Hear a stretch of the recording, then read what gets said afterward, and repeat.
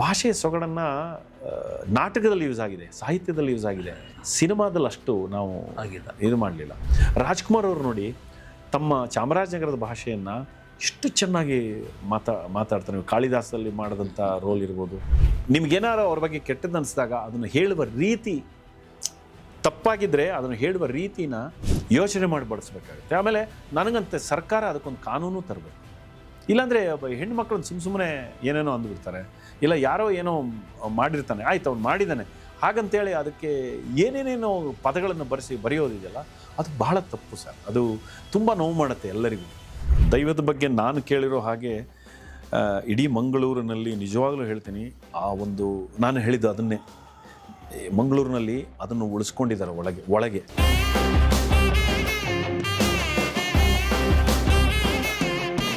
ಅದು ಕಾಂತಾರದ ಒಂದು ಹಂತದಲ್ಲಿ ಲಾಸ್ಟಿಗೆ ಎಂಡಿಗೆ ಎಲ್ಲರ ಕೈ ಅಂತೇಳಿ ಒಟ್ಟಿಗೆ ಮಾಡ್ತಾರೆ.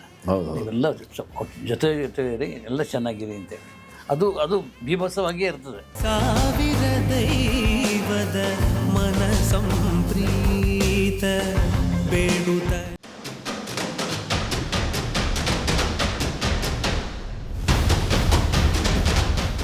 ಭಾಷೆಯ ಸೊಗಡನ್ನು ನಾಟಕದಲ್ಲಿ ಯೂಸ್ ಆಗಿದೆ, ಸಾಹಿತ್ಯದಲ್ಲಿ ಯೂಸ್ ಆಗಿದೆ, ಸಿನಿಮಾದಲ್ಲಿ ಅಷ್ಟು ನಾವು ಇದು ಮಾಡಲಿಲ್ಲ. ರಾಜ್ಕುಮಾರ್ ಅವರು ನೋಡಿ ತಮ್ಮ ಚಾಮರಾಜನಗರದ ಭಾಷೆಯನ್ನು ಇಷ್ಟು ಚೆನ್ನಾಗಿ ಮಾತಾಡ್ತಾರೆ. ನೀವು ಕಾಳಿದಾಸದಲ್ಲಿ ಮಾಡಿದಂಥ ರೋಲ್ ಇರ್ಬೋದು. ನಾನು ಹೇಳ್ತಿರೋದು ಇದನ್ನು ಎಜುಕೇಷನ್ ಸಿಸ್ಟಮಲ್ಲಿ ಭಾಷೆ ಎಷ್ಟು ಇಂಪಾರ್ಟೆಂಟ್ ಆಗುತ್ತೆ, ಭಾಷೆಯ ಸೌಂಡ್ ಎಷ್ಟು ಇಂಪಾರ್ಟೆಂಟ್ ಆಗುತ್ತೆ ಅನ್ನೋದು ಇದಾಗುತ್ತೆ. ನಿಮಗೆ ಇದೇ ತರಹದ ಸ್ಥಿತಿನ ಇಡೀ ಜಗತ್ತು ಅನುಭವಿಸ್ತಾ ಇದೆ. ಆಫ್ರಿಕನ್ ಕಂಟ್ರೀಸ್ಗಳು ಅನುಭವಿಸ್ತಾ ಇದೆ. ಅವ್ರದ್ದೇ ಆದಂಥ ಟ್ರೈಬಲ್ ಬೇಸ್ಡ್ ಆದಂಥ ಬಾಡಿ ಲ್ಯಾಂಗ್ವೇಜು, ಸೌಂಡಿಂಗು ಎಲ್ಲವೂ ಹೊರಟೋಗಿ ಒಂದು ಸರಿ ಆ ಭಾಷೆಯ ಈ ಥರ ಕಳೆದು ಹೋಗ್ತಾ ಇದ್ದರೆ ಅದರ ಒಳ ಮಟ್ಟುಗಳಿದೆಯಲ್ಲ, ಈಗ ನಾವು ಈ ಹೆಂಗೆ ಸಂಗೀತದಲ್ಲಿ ಇದು ಒಂದು ಮಟ್ಟು ಅಂತೀವಲ್ಲ, ಆ ಭಾಷೆಯಲ್ಲಿ ಒಂದು ಮಟ್ಟಿದೆ, ಅದೆಲ್ಲ ಹೊರಟೋಗುತ್ತೆ. ಆ ಕೆನೆ ಹೊರಟೋಗುತ್ತೆ, ಅದರಲ್ಲಿರೋ ಸ್ವಾದ ಹೊರಟೋಗುತ್ತೆ, ಅದರ ಇದು ಹೊರಟೋಗುತ್ತೆ.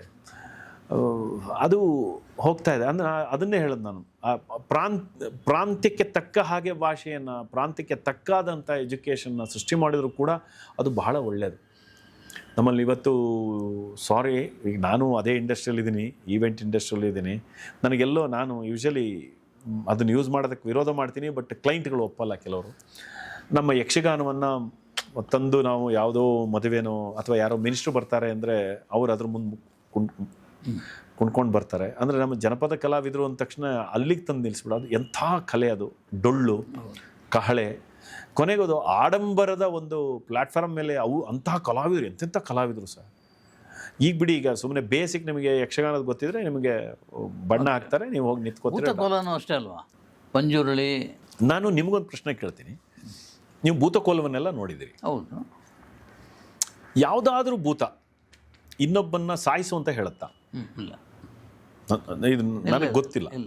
ಕೋಲದಲ್ಲಿ ಪಂಜುರ್ಲಿ ಇರ್ಬೋದು ಅಥವಾ ಬೇರೆ ಬೇರೆ ದೈವಗಳೇನಿದೆ, ಊರಿನಲ್ಲಿ ಏನಾದರೂ ಆದಾಗ ಇನ್ನೊಬ್ಬನ ಕೊಲ್ಲು, ಅವನ್ನ ಮುಗಿಸ್ಬಿಡು ಅಂತ ಹೇಳುತ್ತಲ್ಲ.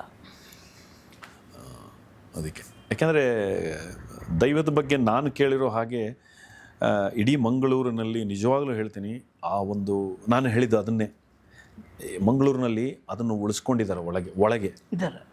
ನನಗೆ ಇವತ್ತಿಗೂ ಬಹಳ ಖುಷಿಯಾಗೋದು ಮಂಗಳೂರು ಮತ್ತು ಉತ್ತರ ಕರ್ನಾಟಕದ ಒಳಗೆ. ಆಮೇಲೆ ಈಗಲೂ ನಿಮಗೆ ಕೊಳ್ಳೇಗಾಲ ಕೆಲವು ಕಡೆಯಲ್ಲಿ ತಮ್ಮದನ್ನು, ನಾನು ಹೇಳೋದು ದೈವ ಎನ್ನುವಂಥದ್ದು ಅದು ಒಂದು ಶಕ್ತಿ ಅಂದರೆ ಮನುಷ್ಯನೇ ನಿರ್ಮಾಣ ಮಾಡಿದ್ದು. ಆದರೆ ಅದು ಸಮಾಜದಲ್ಲಿ ಎಲ್ಲ ಕೆಟ್ಟದ್ದನ್ನು, ನೆಗೆಟಿವನ್ನು ತೆಗೆದು ಬಿಸಾಕಿ ನಾವೆಲ್ಲರೂ ಒಳ್ಳೆಯವರಾಗಿ ಬದುಕೋದಕ್ಕೆ ಕಂಡಂಥ ದೈವ. ಎಷ್ಟು ನಾನು ಭೂತಕೋಲಗಳೆಲ್ಲ ನೋಡಿದಾಗ ಆ ಜನರು, ಆ ಆಚರಣೆ, ಆಮೇಲೆ ಎಷ್ಟು ಗಮನಿಟ್ಟು ನೋಡ್ತಾರೆ, ಪೂರ್ತಿ ಗಮನಿಟ್ಟು ನೋಡ್ತಾರೆ. ಒಂದೇ ಅಲ್ಲ ನೋಡಿ, ಅದರಲ್ಲಿ ಆರ್ಟ್ ಇದೆ, ಮೇಕಪ್ ಒಂದು ಆರ್ಟು, ನಿಮಗೆ ತೆಂಗಿನ ಗರಿಯಲ್ಲಿ ಕಾಸ್ಟ್ಯೂಮ್, ಆಮೇಲೆ ಪ್ರತಿಯೊಂದು ಆರ್ಟ್ ಫಾರ್ಮ್ ನೋಡಿ.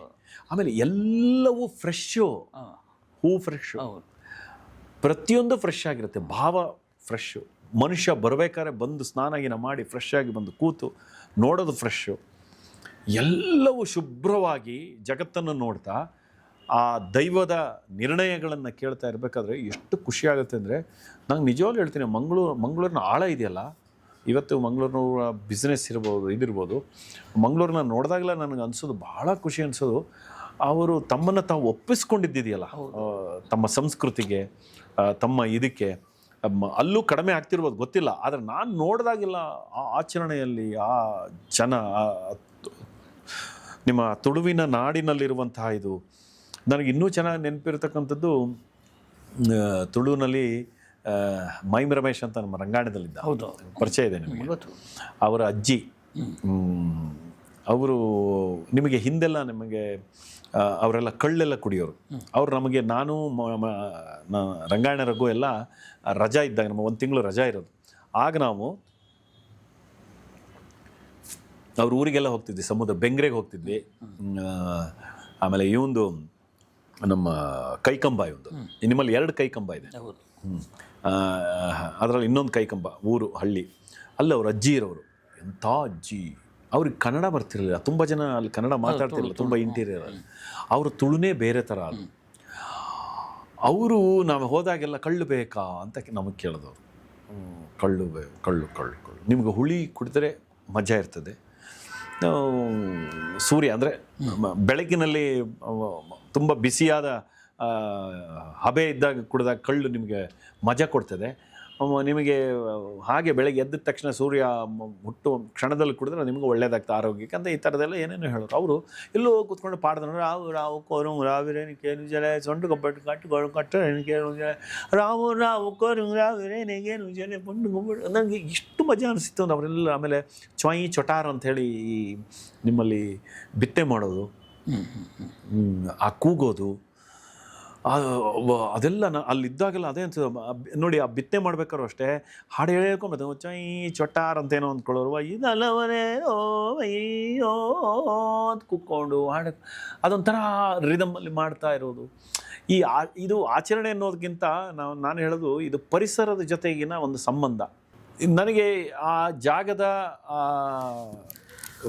ಸತ್ವಗಳಿದೆಯಲ್ಲ, ಅದೆಲ್ಲ ನಾವು ಉಳಿಸ್ಕೋಬೇಕು ಅಂತ ಅನಿಸ್ತಾ ಇದೆ. ಅಂದರೆ ಈಗಿನ ಜನ್ರೇಷನ್ ಅದರ ಬಗ್ಗೆ ಹೆಚ್ಚು, ಅದು ಕೊನೆಗೆ ದುಡ್ಡು ಕೊಟ್ಟು ಕಲಿಯಂಗಾಗಬಾರ್ದು. ಹೌದೌದು. ಆಮೇಲೆ ಅದು ಒಂದು ವ್ಯವಹಾರನೂ ಆಗಬಾರ್ದು. ನಂಗೆ ಅದು ಅನಿಸ್ತಾ ಇದೆ ಸರ್. ಅಂದರೆ ನಿಮಗೆ ಹೇಳಿದ್ನಲ್ಲ, ಬಿಯಾಂಡ್ ಲಿಮಿಟ್ ಅಂತ. ನನಗೆ ಈ ಥರದ ಯೋಚನೆಗಳು ಏನೇನೋ ಹೊಳಿತಾ ಇರುತ್ತೆ ತಲೆಯೊಳಗೆ. ಇದು ಯಾಕೆ ಹೀಗಿದೆ? ಎಷ್ಟು ಒಳ್ಳೆಯ ಇದು ದೈವದ ವಿಷಯ. ಅಲ್ಲಿ ಕಾಂತಾರ ಬಂದಾಗ ಅದನ್ನು ವ್ಯಾವಹಾರಿಕವಾಗಿ ಕ್ಯಾಶ್ ಮಾಡಿದ್ರು ಅಂತ ಒಂದು ದೊಡ್ಡ ಗಲಾಟೆ ಆಯಿತು ಸತ್ಕಂಡದಲ್ಲಿ, ಭೂತಕೋಲನ. ಅದಕ್ಕೆ ನಾನು ಕೇಳಿದ್ದು, ದೈವ ಯಾವತ್ತಾದರೂ ಇನ್ನೊಬ್ಬನನ್ನು ಕೊಲ್ಲು ಅಂತ ಹೇಳುತ್ತಾ ಅಂತ. ಯಾಕೆಂದ್ರೆ ನನಗೆ ಗೊತ್ತಿಲ್ಲ, ನಾನು ನಿಮ್ಮಲ್ಲಿ ಕೇಳ್ತಾ ಇರೋದು, ನೀವು ಅಲ್ಲಿಯವರು ಆದ್ದರಿಂದ. ಇನ್ನೊಬ್ಬನ ಮುಗಿಸು ಇಲ್ಲ, ಅದು ತೀರಾ ಕಮರ್ಷಿಯಲ್ ಆಯಿತು. ಅದು ಫೈಟ್ ಸ್ಟಂಟ್. ಬಟ್ ಜನ ಆ್ಯಕ್ಸೆಪ್ಟ್ ಮಾಡಿದ್ರು ಅಂತ. ಅಲ್ಲ, ಅದು ಸಿನಿಮಾ ಫಾರ್ಮ್ಯಾಟಿಗೆ ಹೆಂಗೆ ಬೇಕೋ ಹಂಗೆ ಅವ್ರ ಪಾಪ ಅವರು ವರ್ಕೌಟ್ ಮಾಡಿದ್ದಾರೆ. ನನಗೆ ಪ್ರಶ್ನೆ ಇದ್ದಿದ್ದು ಅಂದರೆ, ಈ ದೈವಗಳು ಇನ್ನೊಬ್ಬನ್ನ ಕೊಲ್ಲು ಅಂತ ಹೇಳೋದು ಅದೆಲ್ಲ ಇರೋದಿಲ್ಲ. ಅದಕ್ಕೆ ಯಾಕಂದರೆ ಭೂತಕೋಲದ ಫಾರ್ಮ್ಯಾಟನ್ನೆಲ್ಲ ನೋಡಿದಾಗ ಅದು ಸರಿ ವಿಗರ್ ಅಂತ ಅನಿಸುತ್ತೆ, ಬಾಡಿ ಲ್ಯಾಂಗ್ವೇಜ್ ಅದೆಲ್ಲ. ಆದರೆ ಒಳಗೆ ಸಾತ್ವಿಕವಾದಂಥ ಗುಣ ಇದೆಯಲ್ಲ, ಪ್ರತಿಯೊಬ್ಬರಿಗೂ ಒಳ್ಳೆಯದನ್ನು ಹೇಳ್ತಾ, ಊರಿಗಿಂತ ಒಂದು ಕೆಡುಕು ಬರುತ್ತೆ, ಈ ಥರದ್ದೇನೋ ಆಗಬಹುದು, ಎಚ್ಚರವಾಗಿರಿ ಅನ್ನುವ, ಯಾವಾಗಲೂ ಎಚ್ಚರಿಸುವಂತಹ. ಹೌದೌದು. ಅದು ಕಾಂತಾರದ ಒಂದು ಹಂತದಲ್ಲಿ ಲಾಸ್ಟಿಗೆ ಎಂಡಿಗೆ ಎಲ್ಲರ ಕೈ ಅಂತೇಳಿ ಒಟ್ಟಿಗೆ ಮಾಡ್ತಾರೆ.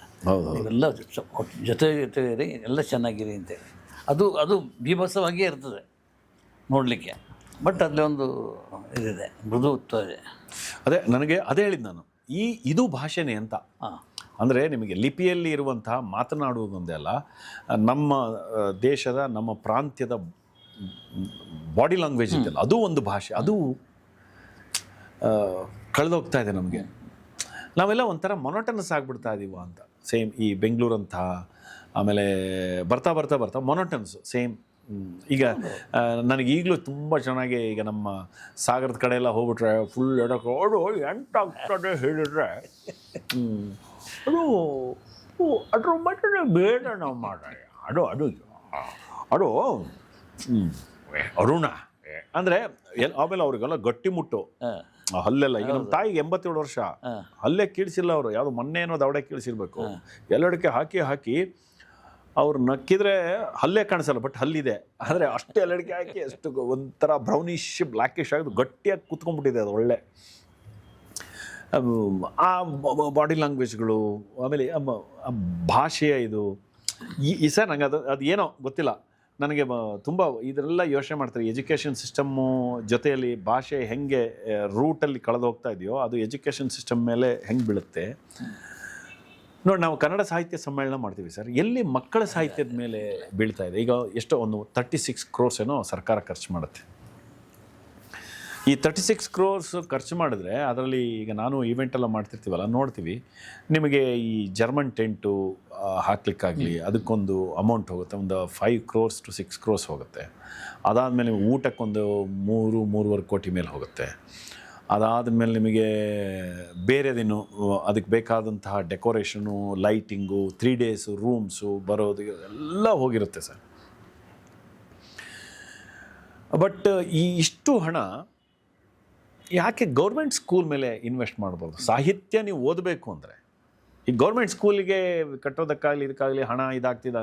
ನಾನು ಹೇಳೋದು ಸಮ್ಮೇಳನಗಳನ್ನೆಲ್ಲ ಕಡಿಮೆ ಮಾಡಿದ್ರೆ ವರ್ಷಕ್ಕೊಂದು ಸಮ್ಮೇಳನ 36 ಕೋಟಿ. ನೀವು ಸಾಹಿತ್ಯ ಬೆಳೆಸೋದಿದ್ರೆ ಕನ್ನಡ ಸಾಹಿತ್ಯದ ಪ್ರಕಾರಗಳನ್ನು ಸ್ಕೂಲ್ಗಳ ಮೇಲೆ ಅದನ್ನು ಇಂಪ್ಯಾಕ್ಟ್ ಮಾಡ್ಬೋದಲ್ಲ ಆ ದುಡ್ಡನ್ನು. ನಾವು ಅದನ್ನೇ ಹೇಳಿದ್ವಿ, ಲ್ಯಾಬ್ ಅಂತ ಹೇಗಾಗಬೇಕು ಅಂದರೆ ಯಾಕೆ ಎಲ್ಲೇನಾಗ್ತಿದೆ, ಮಕ್ಕಳ ಸಾಹಿತ್ಯದ ಮೇಲೆ ನಿಮಗೆ ಕಂಡು ಹಾಗೆ ಏನಾದ್ರು ಕೆಲಸ ಆಗ್ತಿದೆಯಾ? ಇಲ್ಲ, ಅದು ಆಗಬೇಕಾಗಿದೆ. ಇವತ್ತು ಕನ್ನಡ ಮಕ್ಕಳ ಸಾಹಿತ್ಯದ ಮೇಲೆ ಕಥೆಗಳ ಬಗ್ಗೆ ಕೆಲಸ ಆಗಬೇಕಾಗಿದೆ. ನಮ್ಮ ಜಯಶ್ರೀ ಮೇಡಮ್ ಇದ್ದಾರಲ್ಲ, ಬಿ ಜಯಶ್ರೀ, ಅವ್ರು ಎಷ್ಟು ಒಳ್ಳೆ ಕತೆ ಹೇಳ್ತಾರೆ ಗೊತ್ತಾ ಮಕ್ಕಳದು. ತುಂಬ ಆ ಥರ ಕತೆ ಹೇಳೋರಿದ್ದಾರೆ, ಅವರನ್ನು ಉಪಯೋಗಿಸ್ಬೋದು ಸ್ಕೂಲ್ಗಳಿಗೆ. ಅಂದರೆ ಈ ಪ್ಯಾಟರ್ನಿಂದ ಏನಾಗ್ತಿದೆ, ಕನ್ನಡ ಭಾಷೆಯ ಒಳಗಿರುವಂತಹ ಅಗಾಧವಾದ ಪಾಂಡಿತ್ಯ ಇರ್ಬೋದು, ಅಗಾಧವಾದಂಥ ಕಥೆಗಳಿರ್ಬೋದು, ಎಲ್ಲರೂ ಓದಲಿಕ್ಕೆ ತುಂಬ ಕಡಿಮೆ ಆಗ್ತಿದೆ. ಈಗ ನನ್ನ ಆಶೆ, ಈಗ ನಾನು ಅದಕ್ಕೆ ಅಂದರೆ ಒಂದು ಏನಾಗ್ತಿದೆ ಅಂದರೆ, ಈಗ ನಾನೇನಾದ್ರು ಒಂದು ಮಾಡಬೇಕು ಅಂದರೆ ಈಗ ಏನಾಗಿದೆ, ದುಡ್ಡೇ ಆಮ್ಲಜನಕ ಆಗ್ಬಿಟ್ಟಿದೆ. ಯಾವುದು ಫ್ರೀಯಾಗಿ, ನಾವು ಒಂದು ಕಾಲದಲ್ಲೆಲ್ಲ ತುಂಬ ಡೆಡಿಕೇಟ್ ಮಾಡಿ ಫ್ರೀಯಾಗಿ ಕೆಲಸ ಮಾಡಿದ್ವಿ. ಈಗ ಫ್ರೀ ಮಾಡೋದು ತುಂಬ ಕಷ್ಟ ಇದೆ. ಆದರೂ ಕೂಡ ನಾನು ಈಗ ಒಂದು ಚಾಲೆಂಜ್ ಮಾಡ್ಕೊಂಡಿದ್ದೀನಿ, ಒಂದು ಸ್ವಲ್ಪ ಕಮರ್ಷಿಯಲ್ ಆಗಿ ವೆಡ್ಡಿಂಗ್ ಕಾನ್ಸೆಪ್ಟ್ ಡಿಸೈನ್ಸು ಇದು ಅದು ಬಂದಿದ್ದ ದುಡ್ಡಲ್ಲೇ ಐ ವಾಂಟ್ ಟು ಸ್ಟಾರ್ಟ್ ಮಕ್ಕಳ ರಂಗಭೂಮಿಯ ಬಗ್ಗೆ ಹೆಚ್ಚು ಕೆಲಸ ಮಾಡಬೇಕು ಅಂತ ತೀರ್ಮಾನ ಮಾಡಿದ್ದೀನಿ ಸರ್. I decided. ಓಕೆ. ಇದ್ರ ಮಧ್ಯೆ ನಾನು ವೆಡ್ಡಿಂಗ್ ಮಾಸ್ಟರ್ ಕ್ಲಾಸಸ್ ಎಲ್ಲ ತೊಗೋತೀನಿ. ಅದ್ರ ಮೂಲಕ ಈಗ ಯಾಕೆಂದರೆ ನೋಡಿ, ಕನ್ನಡ ಸಿನಿಮಾಗಳು ಹೆಚ್ಚು ಓಡ್ತಾ ಇಲ್ಲ. ತುಂಬ ಜನ ಕಲಾವಿದರುಗಳಿಗೆ ನನಗೆ ಕೇಳ್ತಾರೆ, ಸರ್ ನೀವು ಯಾಕೇನು ಆ್ಯಕ್ಟೇ ಮಾಡ್ತಿಲ್ಲ, ನೀವು ಯಾವ್ದಾದ್ರು ಆ್ಯಕ್ಟ್ ಮಾಡಬೇಕು ಅಂತ. ಗೊತ್ತಿಲ್ಲ, ಅದು ಡೈರೆಕ್ಟರ್ಗಳು ಕೊಟ್ಟಾಗ ನನಗೆ ಸಿಗುತ್ತೆ, ಆ್ಯಕ್ಟ್ ಮಾಡ್ತೀನಿ, ಇಲ್ಲಾಂದ್ರೆ ಇಲ್ಲ. ಆದರೆ ನಾನು ಬದುಕಲಿಕ್ಕೆ ಮಾತ್ರ ನಾನು ಬೇರೆ ಏನಾದ್ರು ಮಾಡ್ತಾನೆ ಇರ್ತೀನಿ. ಯಾಕೆಂದರೆ ಬದುಕು ಇವೆಲ್ಲದಕ್ಕಿಂತ ದೊಡ್ಡದು. ಆ ಬದುಕಲ್ಲಿ ನಾವು ಸೋಲು ಉಣ್ಣಬಾರ್ದು. ನಾವು ಬದುಕ್ತೀವಲ್ಲ, ಅದು ಬೇಸಿಕ್ಕು. ಒಂದು ಸಂಸಾರ ಅನ್ನುವಂಥ ಒಂದು ಸಮಾಜ ಇದೆ ನನ್ನೊಳಗೆ. ಆ ಸಮಾಜದಲ್ಲಿ ಎಲ್ಲೂ ಕೂಡ ಯಾವುದೇ ಥರದ ತೊಂದರೆಗಳಾಗಬಾರ್ದು. ಅದು ನನ್ನನ್ನು ಬೆಟ್ ಮಾಡಿ ತೋರಿಸ್ಬಾರ್ದು. ಆವಾಗ ನಾನು ಅದಕ್ಕೆ ನಿಮ್ಗೆ ಹೇಳಿದ್ನಲ್ಲ, ಏನಾದ್ರು ಮಾಡ್ತಿರ್ತೀನಿ ಅಂದರೆ ನನಗೆ ಆ ಬದುಕು ಭಾಳ ಇಂಪಾರ್ಟೆಂಟ್. ಫೇಮು ಇದು ಎಲ್ಲದಕ್ಕಿಂತ ಮೀರಿ ಒಂದು ಸ್ವಾಸ್ಥ್ಯವಾದಂಥ ಒಂದು ಬದುಕು ಬೇಕೇ ಬೇಕು. ಆ ಬದುಕಿಗೆ ನಾವೇನಾದ್ರು ಮಾಡಲೇಬೇಕಾಗುತ್ತೆ. ಎಸ್, ಸಾಧನೆಗಾಗಿ ನಾನು ಇದೊಂದನೇ ಮಾಡಿ, ನನ್ನ ಮಗ ಬಾಕ್ಸಿಂಗ್ ಬಿಟ್ಟರೆ ಏನೂ ಮಾಡಲ್ಲ. ಎಸ್, ಈ ಸ್ಟ್ರಗಲಿಂಗ್ ತುಂಬ ಎಮೋಷನಲಿ, ಫೈನಾನ್ಷಿಯಲಿ ಎಲ್ಲ ಸ್ಟ್ರಗಲ್ ಮಾಡಿ ಅವನಿಗೆ ಒಂದು ದೊಡ್ಡ ಗೆಲುವು ಸಿಕ್ಕೇ ಸಿಗುತ್ತೆ. ಅದು ಒಂಥರ ಇದೆ. ಈಗ ನಂದು ಈಗ ಅದಕ್ಕೆ ನಾನು ಆರ್ಟ್ ಅನ್ನೋ ಫೀಲ್ಡೆಲ್ಲ ನಾನು ಬೇರೆ ಬೇರೆ ಏನೋ ಕಲ್ತ್ಕೊಂಡಿದ್ದೀನಿ. ಅದನ್ನು ನಾನು ಯೂಸ್ ಮಾಡಿಕೊಂಡು ನನ್ನ ಬದುಕಿಗೆ ಏನಾಗುತ್ತೆ ಆ ಕ್ಷಣಕ್ಕೆ ಬದುಕೋದಕ್ಕೆ. ಈಗ ಸ್ವಿಮ್ ಮಾಡ್ತಾ ಒಂದ್ಸರಿ ನಾವೆಲ್ಲ ಆದ್ಮೇಲೆ ನೀರಲ್ಲಿ ಎಷ್ಟೊತ್ತಿರ್ತೀವಿ, ಇದು ಆಮೇಲೆ ಒಂದ್ಸರಿ ಹಿಂಗಂದು ಅಂತ ಹೇಳ್ಕೊಂಡು ಮತ್ತೆ ಒಳಗೆ ಹೋಗ್ತೀವಲ್ಲ ಈಜ್ನಲ್ಲಿ. ಆ ಥರ ನಾನು ಬೇರೆ ಬೇರೆಯ ಪ್ರಕಾರಗಳೆಲ್ಲೋ ಕ್ಲಾಸ್ ಮಾಡ್ತೀನಿ, ಇನ್ನೊಂದೇನೋ ಮಾಡ್ತೀನಿ, ಮಾಸ್ಟರ್ ಕ್ಲಾಸ್ ಮಾಡ್ತೀನಿ. ಅದರಿಂದ ಏನಾದ್ರು ಒಂದು ದೊಡ್ಡ ಏನೋ ಮಾಡ್ತಾ ಇದ್ದಾರಲ್ಲ ಅವ್ರು ಮೀಕಾಸ ಅಂತ, ಅದು ಹೆಲ್ದಿ ಫುಡ್ ಕೆಫೆ, ಅದಿಲ್ಲ ಆರ್ ಆರ್ ನಗರದಲ್ಲಿರೋ ಹೋಟೆಲ್ ಅದಿದೆ. ಅಲ್ಲೂ ಕೂಡ ಇಲ್ಲ, ಅವಳಿಗೆ ಮೊದಲಿಂದನೂ ಇತ್ತು ಮಾಡಬೇಕು ಅಂತ. ಸರ್ ಸತ್ಯವಾಗಿ ಹೇಳಬೇಕು ಅಂದರೆ, ನಾನೊಬ್ಬ ಗಂಡಸಾಗಿ ನಾನು ಕೆಲವು ತಪ್ಪುಗಳು ಮಾಡಿರೋದ್ರಿಂದ ಒಂದು ಹೆಣ್ಣಿನೊಳಗಿರುವಂಥ ಅಗಾಧ ಪ್ರತಿಭೆ ಹೆಂಗೆ ಮಾಸ್ ಹೋಗುತ್ತೆ ಅಂತ. ಅಂದರೆ ನಾನು ಸಾಧನೆ ಮಾಡ್ತೀನಿ ಅಂತ ಏನು, ನಾನು ಮದುವೆ ಅವಳಿಗೆ 19 ವರ್ಷ, ನನಗೆ 29 ವರ್ಷ. ನಾನೇನು ಸಾಧನೆ ಮಾಡ್ತೀನಿ ಅಂತ ನಾನು ಹೊರಟೆ, ಅದರಲ್ಲಿ ಪಾಪ ಅವಳು ಜವಾಬ್ದಾರಿಗಳನ್ನೆಲ್ಲ ವಹಿಸ್ಕೊತಾ ತನ್ನ ಟ್ಯಾಲೆಂಟನ್ನೆಲ್ಲ ಇಟ್ಕೊಂಡು ಮಕ್ಕಳಾಯಿತು, ಮಕ್ಕಳು ನೋಡು, ಮಕ್ಕಳ ಒಳಗಿನ ನ್ಯೂನ್ಯತೆಗಳನ್ನು ತೆಗೆದು ಅವರನ್ನು ಇನ್ನೊಂದೇನೋ ದಾರಿ ಮಾಡಬೇಕು ಅನ್ನುವ ಆ ಹೋರಾಟದ ಮಧ್ಯ ನಿಜವಾದಂಥ ಅವಳೊಳಗಿರುವಂಥ ಅಗಾಧವಾದ ಶಕ್ತಿಗೆ ಎಲ್ಲೂ ಜಾಗವೇ ಇರಲಿಲ್ಲ ಹೊರಗೆ ಬರಲಿಕ್ಕೆ. ಅವಳೀಗ ಮೀಕಾಸ್ದಲ್ಲಿ ಕೆಲಸ ಮಾಡ್ತಾ ಇದ್ದಾಗ ನಾನು ಅಬ್ಸರ್ವ್ ಮಾಡಿದಾಗ ಶೀಸ್ ನನಗಿಂತ ಒಳ್ಳೆ ಟ್ಯಾಲೆಂಟೆಡ್. ನನಗೆಲ್ಲೋ ಅನಿಸುತ್ತೆ ನಾವು ಹೆಣ್ಣು ಮಕ್ಕಳಿಗೆ ಬೇರೆ ಥರದ ಅವಕಾಶಗಳು ಮತ್ತು ಪ್ಲ್ಯಾಟ್ಫಾರ್ಮನ್ನು ಕ್ರಿಯೇಟ್ ಮಾಡಿ ನಮ್ಮ ಸ್ವಾರ್ಥಕ್ಕೆ ಕೆಲವು ಸರಿ ನಾನು ಸ್ವಾರ್ಥ ಅಂತ ಹೇಳೋ ಅಥವಾ ನಾನು ಸಾಧನೆ ಮಾಡಿಬಿಟ್ಟಲ್ಲ ಅವಳು ನನಗೆ ಸಪೋರ್ಟ್ ಮಾಡಿದ್ಲು ಅಂತ ಹೇಳೋ ಗೊತ್ತಾಗ್ತಾ ಇಲ್ಲ. ಆದರೆ ಒಂದು ಥರದಲ್ಲಿ ಗೊತ್ತಿಲ್ಲದೇ ನಾವು ನಮ್ಮ ವಿಷನ್ನು ನಮ್ಮ ಸಾಧನೆಯ ಒಂದು ಹಾದಿಯಲ್ಲಿ ಗೊತ್ತಿಲ್ಲದಂಗೆ ಅವರನ್ನು ಮರೆ ಮಾಡಿಬಿಡ್ತೀವಿ. ನಂಗೆ ಈಗ ಅನಿಸ್ತಾ ಇದೆ, ಯಾವುದೇ ನಾನು ವೀಕ್ಷಕರಿಗೆ ಹೇಳೋದು, ನಿಮ್ಮ ಮನೇಲಿ ಹೆಣ್ಣು ಮಕ್ಕಳಿದ್ದರೆ ಅವರಲ್ಲಿ ಟ್ಯಾಲೆಂಟ್ ಇದ್ದರೆ ಅದಕ್ಕೆ ಹೆಚ್ಚು ಬೆಲೆ ಕೊಡೋದಕ್ಕೆ ಶುರು ಮಾಡಬೇಕು. ಅವರಿಗೂ ಒಂದು ಬೇರೆ ಥರದ ಪ್ಲ್ಯಾಟ್ಫಾರ್ಮ್ ಕ್ರಿಯೇಟ್ ಆಗಿ ಹೊರ ಜಗತ್ತಿನ ಜೊತೆ ಅವರು ಇಂಟ್ರ್ಯಾಕ್ಟ್ ಮಾಡ್ತಾ ಒಂದು ಹೊಸದಾಗ ಅವ್ರದ್ದೇ ಆದಂಥ ವಿಷನ್ನ ಕಟ್ಕೊಡೋದಕ್ಕೆ ಅವರು ರೆಡಿ ಆದರೆ ತುಂಬ ಒಳ್ಳೆಯದು. ನಾನಿದು ಮೊನ್ನೆ ಒಂದು ಇಂಟರ್ವ್ಯೂನಲ್ಲೂ ಇದನ್ನೇ ಹೇಳಿದ್ದೀನಿ. ಯಾಕಂದರೆ ನನಗೇನೋ ಅನಿಸ್ತಾ ಇದೆ ಮುಂದೆ, ನನಗೆ ಅಂದರೆ ಸುಮ್ಮನೆ ಇಂಟ್ಯೂಷನ್ ಗೊತ್ತಿಲ್ಲ, ನಾನು ಬ್ರಹ್ಮಾಂಡ ಗುರುಜಿನೂ ಅಲ್ಲ, ಬಟ್ ಒಂದು ಮುಂದೆ ಹೆಣ್ಣು ಮಕ್ಕಳು ಈ ಜಗತ್ತನ್ನು ಆಳಬಹುದು ಅನ್ನೋದು ಏನೋ ಅನಿಸ್ತಾ ಇದೆ ನನಗೆ. ಹೆಣ್ಣು ಮಕ್ಕಳು ಆಳಬೇಕು ಸರ್ ಒಂದು ಸರಿ ಈ ಜಗತ್ತನ್ನು. ಅದು ಭಾಳ ಮಜವಾಗಿರುತ್ತೆ ಮತ್ತು ಬೇರೆ ಥರ ಅನಿಸುತ್ತೆ. ಯಾಕೆಂದರೆ ನನಗೆ ಈಗ ನನ್ನಮ್ಮ ಟ್ಯಾಲೆಂಟೆಡ್ಡು, ಪಾಪ ಅವಳು ಎಲ್ಲೋ ಮರುಗಿ ಹೋದ್ಲು. ಆಮೇಲೆ ನನ್ನ ಸ್ನೇಹಿತರ ಎಷ್ಟೋ ಜನ ಪತ್ನಿಯರುಗಳಿದ್ದಾರೆ, ಸೋ ಟ್ಯಾಲೆಂಟೆಡ್ಡು. ಅವರು ತಮ್ಮ ಸಂಸಾರ ಮತ್ತು ಇದ್ರ ಮಧ್ಯೆ, ಆದರೆ ಅವ್ರು ಒಬ್ಬೊಬ್ಬರೇ ಕೂತಾಗ ಎಲ್ಲೋ ಅವರ ಫೇಸ್ ನೋಡಿದಾಗ ಅನಿಸುತ್ತೆ ಅವ್ರ ವಿಷನ್ನು ಡ್ರೀಮೇ ಏನೋ ಇತ್ತೇನೋ, ಪಾಪ ಅವರು ಅದೆಲ್ಲ ಬಿಟ್ಟು ಇನ್ನೇನೋ ಅಂದ್ಕೊಂಡು ವಾಪಸ್ ಬಂದು ಅಯ್ಯೋ ನಾನು ಇನ್ನೇನೋ ಆಗಬೇಕಾಗಿತ್ತೇನೋ. ಇದು ಈಗಿನ ಯಂಗ್ ಜನ್ರೇಷನ್ಗಿದೆ. ನಾನು ಏನಾಗಬೇಕು ಅನ್ನೋ ಒಂದು ಒದ್ದಾಟ ಇದೆಯಲ್ಲ, ಅದು ತುಂಬ ಒದ್ದಾಟಗಳಿದೆ. ಅದಕ್ಕೆ ನಾನು ಹೇಳಿದೆ, ಈಗಿನ young generation you have to decide ನೀವು ಏನು ಆಗಬೇಕು, ಏನು ಮಾಡಬೇಕು, ಅದನ್ನೇ ಮಾಡಿ. ಈಗ ನನ್ನ ಮಕ್ಕಳಿಗೂ ಅದನ್ನೇ ಹೇಳಿರೋದು. ಈಗ ಮೊನ್ನೆ ಒಂದು ವಿಷಯ ಏನೋ ಬಂದಾಗ ಹಿಂಗೆ ಎಲ್ಲೋ ನಿಮ್ಮ ಮಗಳಿಗೆ ಮದುವೆ ಮಾಡಲ್ವಾ, ಈಗ ಅವಳಿಗೆ 22-23 ಆಗ್ತಾ ಬಂತು ಅಂತ. ಆವಾಗ ಇವ್ರ ಜೊತೆ ನಾವು ಹೇಳಿದಿಲ್ಲಪ್ಪ ನನಗಿಲ್ಲ. ಈಗ ಅಂದರೆ ನಾನು ಅದನ್ನು ಬಂಧನ ಅಂತನೇನು ಕರೆಯಲ್ಲ, ಇದು ಅಂತೇನು ಕರೆಯಲ್ಲ. ಆದರೆ ನನಗೆ ಜಗತ್ತನ್ನು ಬೇರೆ ಥರ ನೋಡಬೇಕು ಅನಿಸಿದೆ.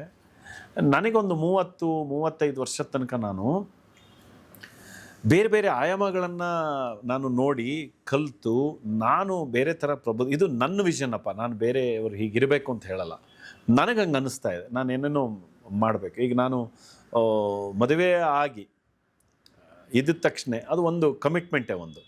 ಆವಾಗ ಗೊತ್ತಿಲ್ಲದ ಹಾಗೆ ಇಬ್ಬರೂ ಅನುಸರಿಸ್ಕೊಂಡು ಹೋಗಬೇಕು, ಎಸ್ ಗುಡ್. ಬಟ್ ಅದ್ರ ಮಧ್ಯ ವಾಟ್ ಅಂತ ಯೋಚನೆ ಮಾಡಿದ್ರೆ ಕೊನೆಗೆ ಹೆಣ್ಣಿಗೆ ಜವಾಬ್ದಾರಿ ಜಾಸ್ತಿ ಬೀಳ್ತಾ ಹೋಗುತ್ತೆ. ಗಂಡಿಗೆ ಜವಾಬ್ದಾರಿ ಇರಲ್ಲ ಅಂತ ಹೇಳಲ್ಲ, ಆದರೆ ಹೆಣ್ಣಿಗೆ ಬೇರೆ ಥರ ಜವಾಬ್ದಾರಿ ಮಾನಸಿಕವಾಗಿ ದೈಹಿಕವಾಗಿ ಎಲ್ಲ ಆದ್ದರಿಂದ ನಾನು ಇದು ಯಾವುದನ್ನು ಈಗಲೇ ಡಿಸೈಡ್ ಮಾಡಲ್ಲ.